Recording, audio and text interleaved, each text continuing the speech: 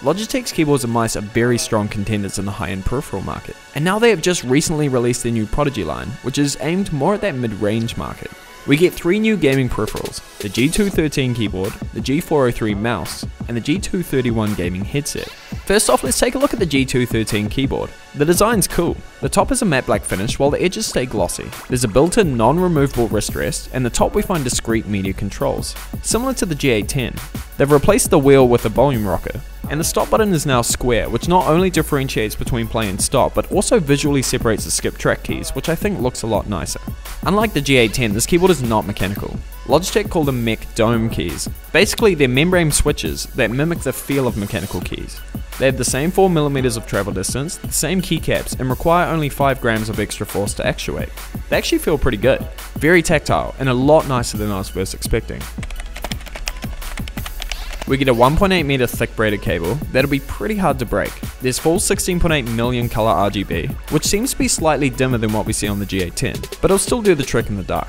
All these products use Logitech's gaming software, although there's no individual key lighting. Rather, the keyboard's split into 4 zones, and your macro mapping is restricted to just the F keys. It's a different experience to mechanical, but it's a good keyboard. It's spill resistant, so if you knock over a cup of water, your keyboard will be fine. And if you're someone looking for that gamer feel but don't want to spend too much, this is a very good alternative. Next up we have the G403 gaming mouse. And this is something pretty exciting. Basically it's the G900 at half the price. It's very comfortable to hold. You get 2 macro buttons on the left and a DPI button on the top that switches between 4 DPI settings, which can all be customized in software. There's RGB LEDs in the logo, as well as a scroll wheel, and it uses the same PMW 3366 sensor from the G900, which is a very well recognized sensor for gaming. It comes in wireless and wired options, and of course you can plug the wireless model in and use it wired while it's charging. It's the same weight, sitting at 107 grams, but in the box they include an optional extra 10 grams if you want to make it a little heavier. And it's all held in by magnets.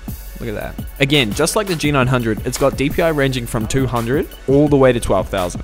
And operates on its own custom 2.4 GHz connection. This is a very good mouse. It's comfortable, responsive, has great internal specs. You get onboard storage for saving profiles inside your mouse while you're moving around. And it sits at a very good price for a wireless gaming peripheral with only a millisecond response time. And finally we have the G231 gaming headset, with a matte finish, reflective G logos, and orange trim. I think it looks pretty good. It's really light but still feels solid. The ear cups are soft and fit completely over my ears, which did a pretty decent job at isolating external sound. This is what the boom mic sounds like. It's alright. Definitely decent enough for yelling at your teammates online, and it doesn't seem to pick up too much background noise. The hinge on the mic is smooth, and you can turn the ear cups to place the headset flat on your desk. We get the same quality braided cable, 2 meters long, and inline controls for volume and a mute switch for the microphone. Also in the box is an adapter for separating the input and output channels. The sound's pretty impressive. The 40mm drivers actually deliver a lot of bass, and you get a good sense of spatial awareness while gaming. Overall, these are all great products. The quality is impressive for the price, and if you're after some gaming gear but don't want to break the bank, you should check these products out yourself and see what you think.